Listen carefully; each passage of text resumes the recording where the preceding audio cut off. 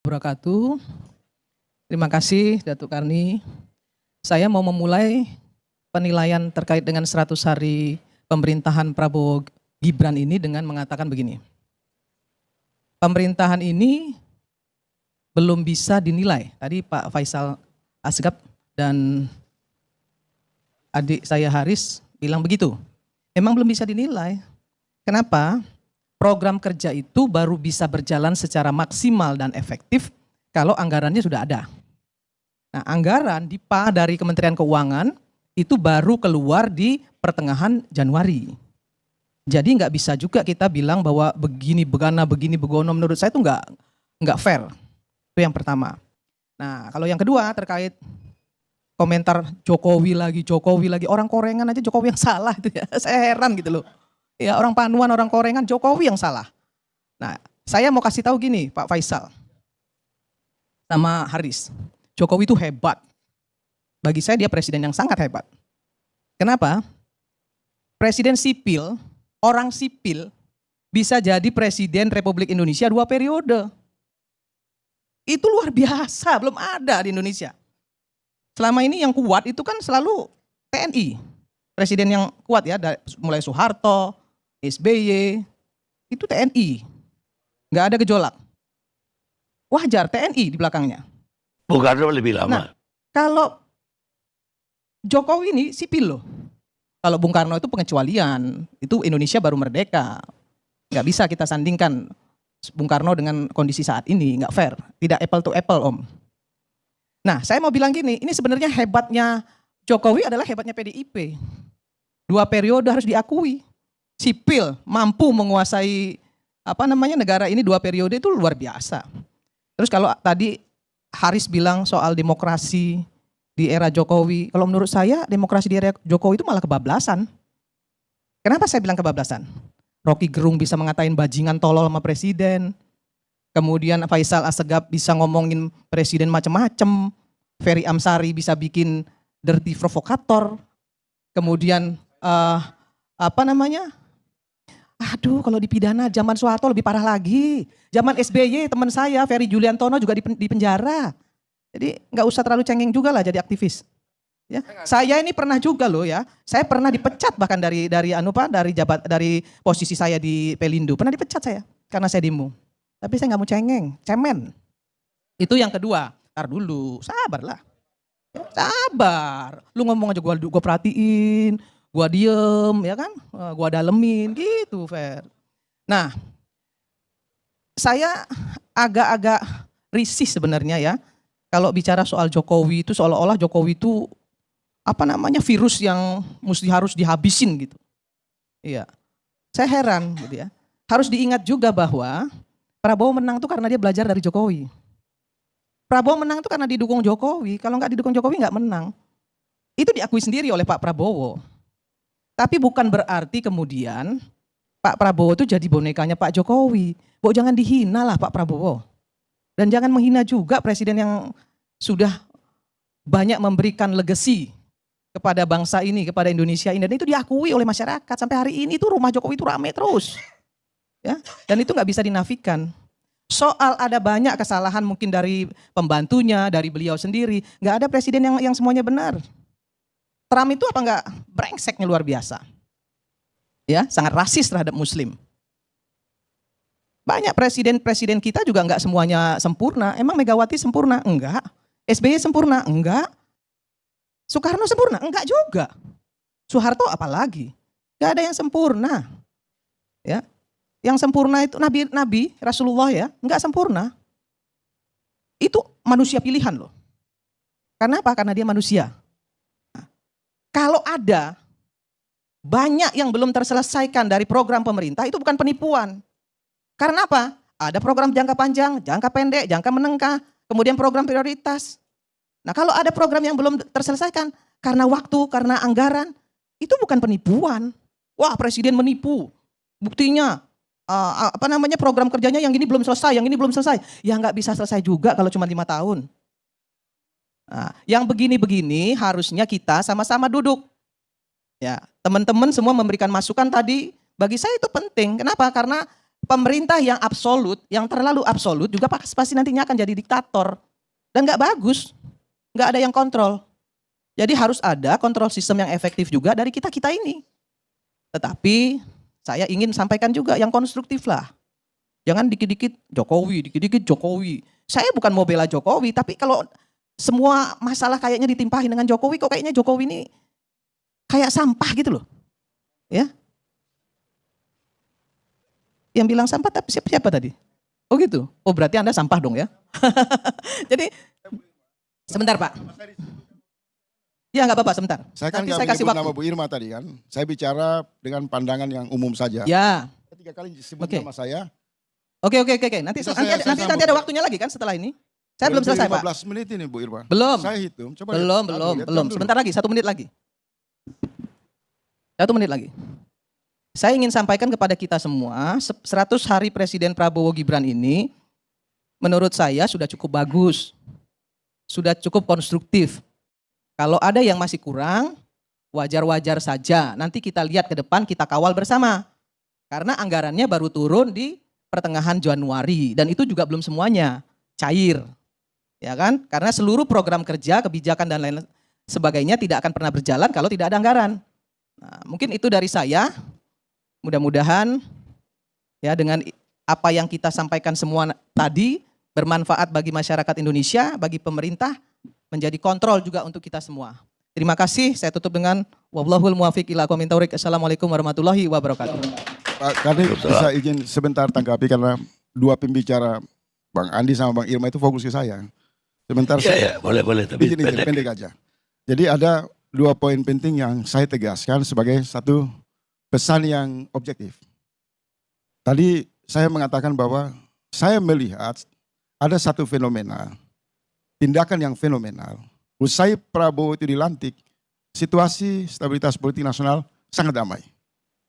Itu saya buka di data dari peralihan kekuasaan sejak pasca reformasi. Jadi saya ingin mengatakan tidak pentinglah pendukung Jokowi yang menyelundupkan, misal survei-survei yang mengklaim 80% rakyat puas. Sejak awal dia dinyatakan terpilih, dilantik dan sampai hari ini rakyat sangat senang sama Prabowo. Kalau saya mengatakan Jokowi sampah, jangan tersinggung, itu bahasa yang umum di media sosial. Kenapa sampah? Karena terlihat dalam pembentukan kabinet ini, ambisi Jokowi dan loyalisnya terus mempertahankan modus politik yang disebut melanjutkan. Sebentar Bu Irma, jangan emosi. Tenang. Mencoba membangun satu narasi daur ulang selama pasca pelantikan, sebelum pelantikan ya, pasca kemenangan Pak Prabowo, bahwa ada soliditas, keakraban, semangat yang kuat antara hubungan Pak Prabowo dengan Jokowi. Sementara akal sehat publik dalam perbincangan di seluruh kanal media sosial melihat memang ada sampah di kabinet Prabowo. Saya beri contoh tadi, sampah lewat Menteri Kelautan. Dalam kasus pagar, pembongkaran pagar laut. Rakyat menyimpulkan hambatan, resistensi yang menghadang Prabowo, yaitu kelompok Jokowi, para loyalisnya. Itu perbincangan di ruang publik. Yang ketiga, saya tambah, itu baru Andi, belum masuk ke Bu Irma. Belum ya, nanti saya tambahin lagi. Saya masih di Bu Irma. Tolong kawan-kawan di DPR harus hilangkan semangat dukungan terhadap eksekutif. Maka tadi di awal saya mengatakan belum ada sampai hari ini rekomendasi resmi atas nama partai politik untuk memotret apakah ada harapan pemerintahan Prabowo, apakah ada progres, apa-apa saja yang harus diperkuat, apa-apa saja yang masih kurang. Dalam konteks ini saya masih melihat Bu Irma itu semangatnya Jokowi. Kalau dalam trias politik, peran DPR itu harus mengeluarkan data. Data secara objektif mengatakan bahwa kabinet Bapak Prabowo ini harus dievaluasi secara serius. Misal, saya mau kasih contoh. Ada sebentar Bu Irma, izin saya berbicara.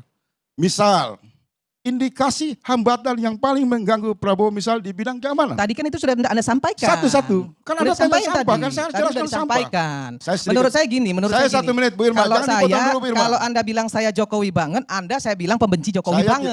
Saya nggak mau masuk di wilayah curhat. Nggak bisa itu juga. Saya bicara dalam nggak konstruksi. Boleh begitu, nggak bisa begitu dalam konstruksi bos. kebijakan. Nggak bisa. Jadi, kita itu harus fair ya. Kalau Bisa bicara saya itu lanjut harus fair. sedikit aja? Tadi Anda ngomong, saya diam. Setengah menit. Nah, ketika saya ngomong ya Bisa sudah Pak, selesai. kami saya lanjut setengah menit dan saya Nggak bisa berhenti. begitu. Saya mau membuktikan. Nggak bisa. Anda sudah nyampaikan itu tadi di depan. Apa yang menjadi Jangan beban diulang-ulang Prabowo yang terus. disebut Jokowi. Jangan Itu diulang-ulang ya, terus. Saya mau lanjut ya. Anda hanya ingin mengadu domba antara hampir Jokowi dan Pak Prabowo. Itu masalahnya. Bu Irma dengar sebentar, Bu Irma. Nggak bisa. Saya nggak mau dengar Saya karena nggak Anda tanggapi mengadu Anda. domba. Saya mau bisa sama Cukup Andi. Pak Karni, nggak bisa. Ya udah, Selesai. udah. Nggak boleh. Orang lain lagi yang bicara. Dua-dua Ya, agak cukup yang ngomong. lain lagi. Kasih Ferry Amsari bicara. Itu. Terima kasih Pak Datuk Karni Ilyas, para senior. Assalamualaikum warahmatullahi wabarakatuh. Mudah-mudahan diskusi ini bicara soal bagaimana memperbaiki bangsa. Saya ingin mulai dulu dengan memahamkan dari perspektif saya soal apa itu 100 hari. Banyak mazhabnya. Tadi Uni Irma bilang tidak bisa diukur 100 hari, ada mazhabnya, mazhab John F. Kennedy. John F. Kennedy bilang tidak bisa bicara keberhasilan pemerintah dari 100 hari, 1 tahun, 2 tahun, sampai 4 tahun. Bahkan bertahun-tahun. Ada mazhabnya. Tapi ada juga mazhab yang menjelaskan apa itu 100 hari dan kenapa. Ini mazhabnya Franklin Delano Roosevelt. Saya ingin menceritakan dulu kenapa Franklin Delano Roosevelt di tahun 1933 mengumandangkan dan memberikan patokan kinerja pemerintahnya selama 100 hari pertama. First 100 days in office, itu ceritanya. Karena orang di Amerika itu sedang menghadapi Great Depression, ya, bencana ekonomi luar biasa di tahun itu karena menuju perang dan awal perang. Lalu dia berpikir kalau dia tidak memberikan janji dan gerakan luar biasa, orang-orang pada stres, gila semua. Ekonomi itu anjlok luar biasa. Ada 2 masalah besar. 1, lapangan pekerjaan tidak tersedia sehingga bahan pangan tidak bisa dibeli. Kedua, perbankan tidak stabil. Mau minjam di mana untuk bisa hidup. Lalu dia memulai pidatonya dengan bicara nilai saya dari 100 hari pemerintahan saya bekerja. Mulailah istilah 100 hari pertama. Yang tidak ada di konstitusi Amerika, tidak ada di peraturan perundang-undangannya. Ini tradisi ketatanegaraan baru yang dipakai oleh Roosevelt. Bahkan juga ditolak oleh presiden-presiden yang lain. Karena mereka nggak bisa menjanjikan apapun. Nah, apakah kemudian bisa menilai kinerja presiden dalam perspektif Roosevelt itu? Saya mau cerita, apa yang dilakukan Roosevelt 100 hari bekerja. Kurang lebih 3 bulan. Hari ini mungkin 100 hari tepatnya. Karena tayang tanggal 30 ya. Jadi kan kalau dinilai pas 20 Oktober itu baru 90 hari itu. 100 hari. Apa yang dilakukan Roosevelt? Fokus kepada 2 hal. 1, perbaikan peraturan. 2, memberikan motivasi. Orang sedang Great Depression. Ya. Nah, peraturan itu terlihat luar biasa karena memang orang menilai, luar biasa ini. Ini menyelesaikan masalah kita. Roosevelt membuat 50 paket undang-undang berikut dengan dekret presiden, semacam instruksi presiden, ya, peraturan presiden kalau di kitanya. Ya. Apa saja isi peraturan itu? Misalnya saya ingat ada istilah Triple C. Ya. C itu kepanjangan dari Korps Pencari Kerja. Nah, apa tugas mereka menurut undang-undang dan peraturan presiden? Adalah memastikan dibukanya lapangan-lapangan kerja baru. Supaya orang bisa bekerja. Nah, apakah kemudian itu efektif? Efektif betul. Karena korps ini, begitu ke perbankan dia cerita, Bank Anda mau buka lapangan kerja berapa? Perusahaan swasta berapa Anda berikan lapangan pekerja? Mereka lah menyalurkan kebutuhan rakyat dalam pekerjaan. Ada juga Triple A namanya, agriculture something ya, penjelasannya. Tugas mereka adalah memastikan harga pangan jagung itu rendah. Sehingga orang bisa membeli pangan. Karena ketika itu kebutuhannya terhadap makanan. Jadi peraturan dikaitkan dengan kebutuhan orang. Nah, saya mau menekankan 2 hal yang penting soal peraturan dan pidato. FDR itu presiden lumpuh. Dia sakit gitu ya. Dia lumpuh. Tapi dia kemudian berpidato cukup sering di radio-radio. Kalau sekarang di YouTube. Nah, pidato-pidatonya ini penting untuk menyadarkan publik kenapa dia buat peraturan dan apa yang harus dilakukan oleh pemerintahannya. Nah, atas 2 hal ini saya ingin menilai pemerintahan Pak Prabowo bukan atas dasar benci. Kalau ada yang nuduh benci, ya enggak apa-apa juga. Dibilang anti Prabowo, anti Jokowi juga tidak apa-apa. Tidak ada persoalan. Saya ingin menceritakan kenapa kemudian kita perlu menilai itu bukan dari hasil di 100 hari. Karena yang mau dinilai adalah bagaimana presiden mempersiapkan dirinya dan pemerintahannya untuk bekerja 5 tahun ke depan. Itu 100 hari. Jadi jangan salah nilai. Oh, outputnya belum ada. Ya belum ada. Tapi kita mau lihat apa langkah-langkah presiden dan pemerintahannya ke depan. Nah, mari kita silau dari 5 kewenangan presiden. Kewenangan birokrasi, pembentukan undang-undang, ya, memaksa terciptanya keadilan. Keempat, hubungan luar negeri dan pertahanan keamanan. Saya ingin memulai agak acak. Misalnya soal birokrasi. Kita menilai ada apa dengan kabinet ketika Menteri KKP berbeda sudut pandang dengan presiden. Apakah ada kuda Troya di dalam kabinet yang menyisahkan kerja-kerja Pak Jokowi yang berbeda dengan kabinet Presiden Prabowo? Karena bagaimanapun setengah dari jumlah kabinet Pak Jokowi pindah mutasi ke dalam kabinet 100 lebih para menteri dan wakil menteri. Ini saja dipertanyakan, kok bisa menteri berbeda pandangan dengan Pak Presiden? Bahkan lebih dahsyat, kok bisa wakil presiden bercanda dengan Pak Presiden? Contoh candaannya itu adalah, baru saja Pak Wakil Presiden menjelaskan kepada banyak orang bahwa pemerintahan ini adalah pemerintahan Pak Presiden Prabowo. Tapi besok dia launching aplikasi lapor Mas Wapres. Pertanyaan besarnya, kenapa Mas Wapres tidak launching aplikasi lapor Pak Presiden? Kalau ini benar-benar pemerintahan satu-satunya pemerintahan presiden. Jadi kita lihat kok langkah-langkah birokrasinya tidak sinkron. Barusan diumumkan ada paket penghematan anggaran. Alat tulis kantor mau dihemat. Saya mempertanyakan niat penghematan itu, bukankah kabinetnya kabinet mubazir? Semua kabinet membutuhkan alat tulis kantor. Semua kementerian maksud saya. Bukankah itu pembubaziran? Mobil dinas para menteri dan wakil menteri, saya tidak tahu Bang Noel tidak pakai mobil dinas itu atau tidak. Tetapi itu butuh anggaran. Jadi kalau mengkampanyekan di 100 hari telah dihematkan anggaran sebanyak sekian miliar, triliun, berapa banyak anggaran yang sedang tidak dihematkan? Kan harus jujur juga pemerintah. Jangan sekedar memuji, lalu kemudian memaki yang mengkritisi. Menurut saya tidak tepat. Di birokrasi ada masalah yang perlu diperbaiki serius.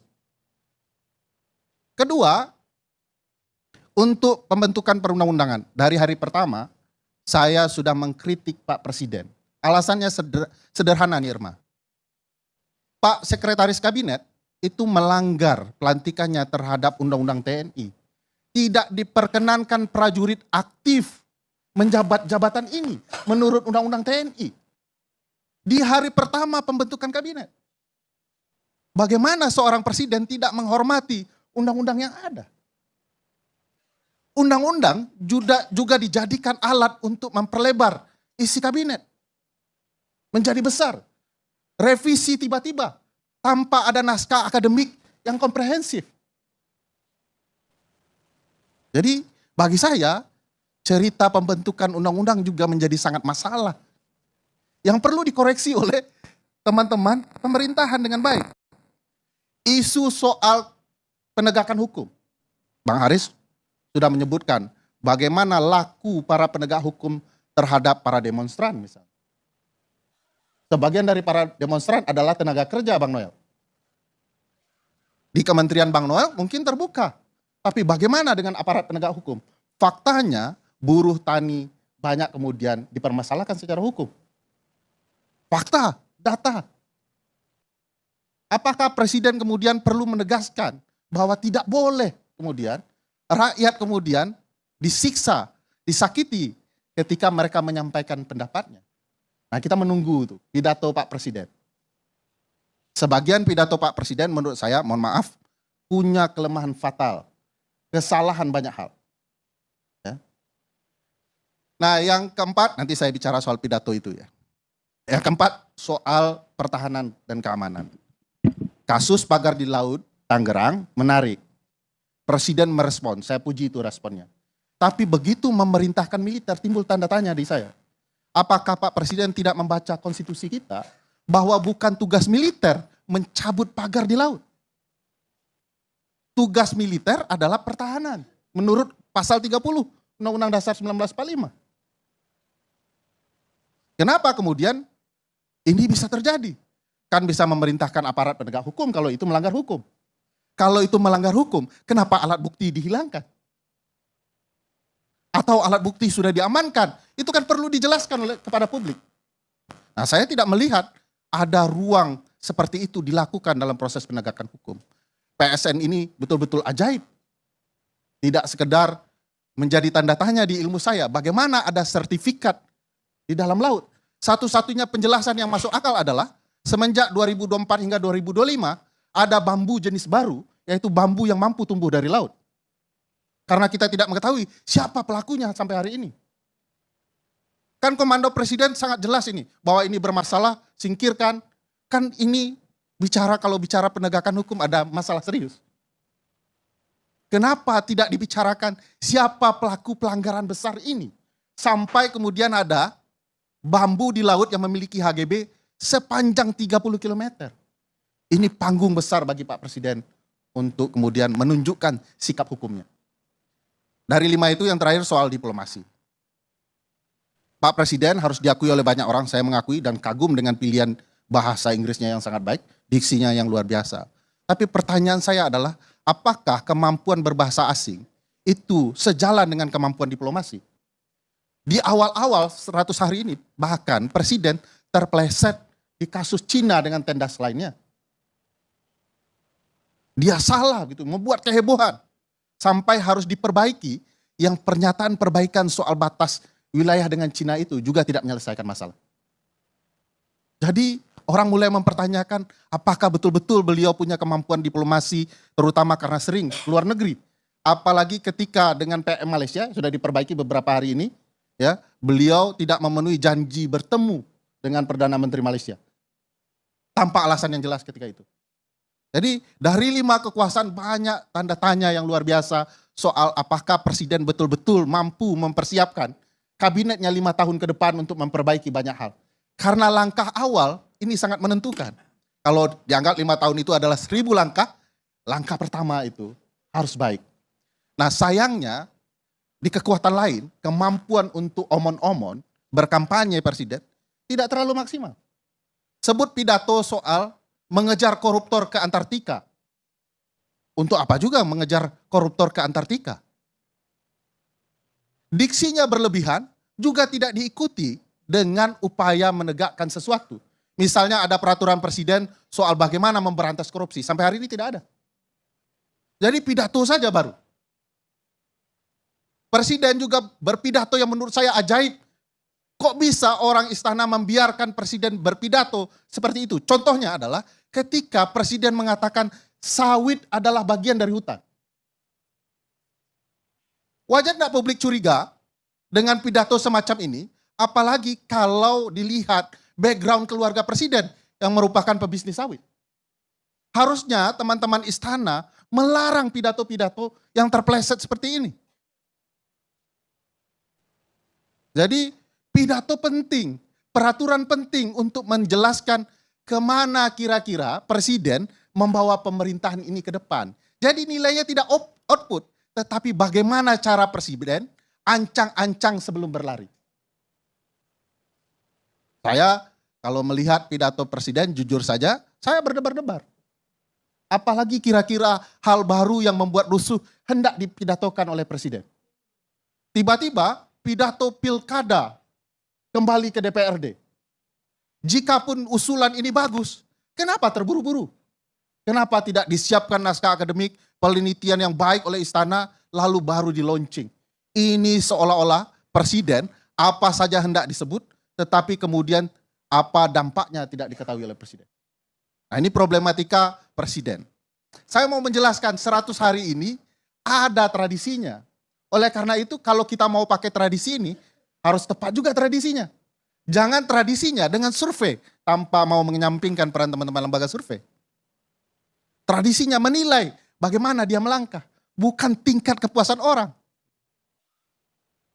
Nah, begitu presiden mengucapkan sumpahnya yang lalu akan dimulai detik penilaian 100 hari, maka presiden akan diamati apa saja gerak-geriknya. Yang menarik pernyataan seorang ahli, namanya Terry Sullivan, ya, profesor politik di North Carolina. Dia mengatakan begini, begitu presiden baru mengucapkan sumpah, maka seketika itu dia berdiri di lapisan tipis es 100 hari. Terlalu terburu-buru dia. Orang bilang presiden hati-hati nanti retak jatuh ke es. Gagal dianggap pemerintahannya. Terlalu hati-hati di atas lapisan es, dia akan dianggap presiden yang lambat. Jadi memang presiden harus mampu menari yang baik di atas lapisan tipis es ini. Mampukah Pak Presiden Pak Prabowo menari? Kalau kita lihat dari 100 hari ini dipertanyakan kemampuan itu.